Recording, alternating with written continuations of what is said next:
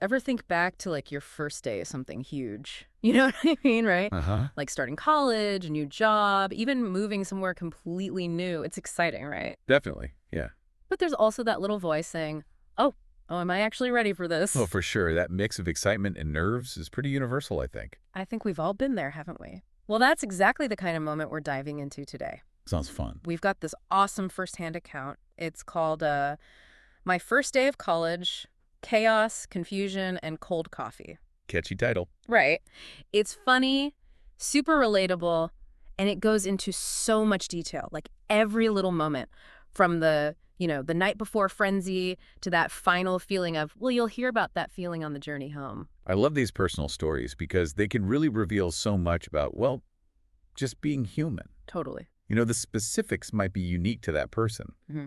but the emotions, the struggles, the little wins, they resonate with all of us. Exactly. So we're going to unpack this first day, pull out those little nuggets of truth, the funny bits, and see what this one experience can teach us about tackling any big change. It's like getting a sneak peek behind the curtain with a healthy dose of been there, done that wisdom. Love it. So picture this. Mm. The night before the big day, what's going on? Okay, I'm picturing it. It's like optimistic overplanning 101. We're talking multiple to-do lists, all color-coded. Oh, yeah, I know those lists. Right. Each task has its own like urgency level and emotional weight.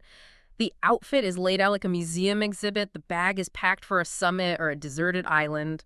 Wow. And then, of course, the endless Googling how to avoid looking awkward in every possible scenario. Oh, I've done that Googling. Classic, right. But under all that planning, the anxiety simmering. The story mentions these nightmares, showing up in pajamas, accidentally asking a professor for the bathroom. Oh, no. Yeah, it captures that fear of, like, totally messing up in front of everyone. I mean, those kinds of dreams, they're like your subconscious running a stress test, playing out all your worries. Well, it sense. And there's this detail about clutching the schedule like a treasure map.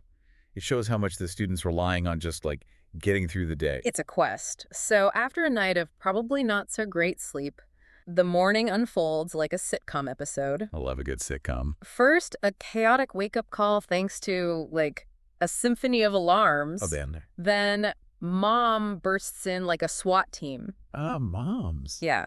But then it's the little things, you know? Yeah. Shirt on backward, classic. But then, get this, toothbrush, swapped with face wash. Oh, no. Yep.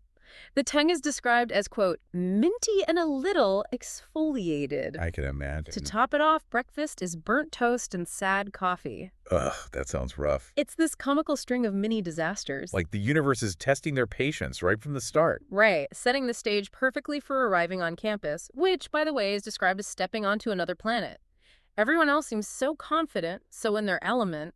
You just feel like you've landed in the wrong place. Like a lost potato in a bag of French fries, the story says. Oh, I love that. It perfectly captures that feeling of being an outsider. Right, like a, quote, newborn giraffe trying to walk. Ah. And of course, there's the attempt to project confidence, to blend in. We've all been there, pretending to know what we're doing. Oh, absolutely. Which brings us to the schedule. The schedule, it's like the holy grail, right? The key to everything. But guess what? It's useless. Turns out the important bits were written in invisible ink. Seriously, talk about a letdown. Total letdown. So there's this frantic search for non-existent buildings, Block A, Block D. It's like a scavenger hunt gone wrong. And then the ultimate awkward moment, asking a senior for directions to room 302 while standing in the cafeteria line. Oh, no. The senior's response is just perfect deadpan humor. And our law student quickly recovers, saying something like, I'll probably be spending 80% of my college life here anyway. Smooth, safe. Right. A little humor in the chaos. Finally, room 302 is found on the third floor of a building that had been passed, but like a dozen times. The relief must have been huge. Oh, definitely. Then, breathless and late, they stumble into the first class. And it's like diving headfirst into academic Latin. The professor's using all this jargon, epistemological frameworks, phenomenological approaches. Like a whole new language. Seriously. And of course, there's the under-the-desk Googling, what does epistemology even mean? Everyone's done that at some point. But amidst the confusion, there's this little moment of connection. The person next to them is doodling Professor Whiskers. I love that. Sometimes it's the little things that break the ice. Right. It's like surviving a mini mental earthquake only to struggle to even spell the jargon afterward. It's all part of the learning process, though. So true. Next up, Orientation. Now, you'd expect inspiring speeches, right? Yeah, and maybe some useful tips. Instead, a 3-hour PowerPoint presentation on campus rules and regulations. Oh, the classic orientation experience. Yeah, complete with animation and Comic Sans font. Ugh, Comic Sans. Right, but the dean's narrating it like a nature documentary, describing first years as, and I quote, lost, perpetually hungry, and easily distracted by Wi-Fi. At least they're self-aware. True. And then there's this observation about the dress code, or lack thereof. One student is rocking Crocs with socks and a cape. Wow, bold choice. Right. It highlights the unique personalities you find on a college campus. It's all about expressing yourself. Lunchtime arrives, and our hungry student orders the mysterious paneer surprise. Spoiler alert, it is not paneer. Disappointing. Majorly. The awkward silence at the lunch table is described as a Mexican standoff with spoons. You can picture it, right? Totally. Everyone's trying to figure out the social dynamic. But then someone asks about mechanical engineering, and the response is, I'm in the wrong building, and maybe the wrong timeline. That's amazing. Right. Awkward energy and questionable dairy fuel the first real college conversation. After lunch, the courtyard becomes a, quote, chaotic carnival of clubs. The energy must be incredible. Oh, yeah. There's interpretive dance, a debate club passionately debating, and of course, someone playing the ukulele. It's like a microcosm of all the possibilities college offers. And then the poetry club recruiter approaches. Our student panics and asks, do I have to write poetry or just cry in rhythm? Oh, I love that. Right. The recruiter says, both work, and guess what? They take the flyer. That's great. A sign of being open to new things, even when they're intimidating. Definitely. And then the moment of truth. Ragging. But it's not what you'd expect. A group of seniors, all smiles, present our student with a banana. A banana. The task. Propose to it. That's hilarious. Right, but they nail it, saying, Dear Banana, you're the only one who hasn't judged me today. Will you slip into my life forever? Pure genius. They earn instant immunity through humor and self-awareness. Finally, after this whirlwind of a day, the journey home begins. The student's brain feels like mashed potatoes. It's been a lot.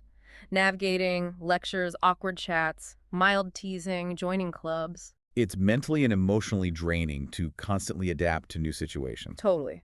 Then there's this text to mom saying, surreal, confusing, slightly traumatizing. Loved it. A very honest assessment. Then Em replies, proud of you, Banana Whisperer.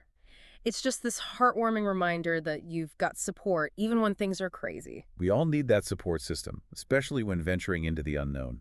So the verdict on this first day, far from perfect, messy, awkward, full of surprises, but ultimately it's a day of growth, laughter, and strange little victories. It's about accepting that you're not going to have it all figured out on day one. It's okay. You're allowed to stumble, to make mistakes, to feel lost. In that final reflection, calling it my disaster and saying they'd do it again minus the paneer surprise, of course, shows they're owning the experience. It's a sign of resilience, of seeing the humor in the chaos. Absolutely. So for you, the learner, what's the takeaway? Even experiences that feel totally chaotic can teach us so much and become great stories later on. They become part of who we are. This first day of college highlights how we all feel anxious, confused, and want to belong when we're in a new environment.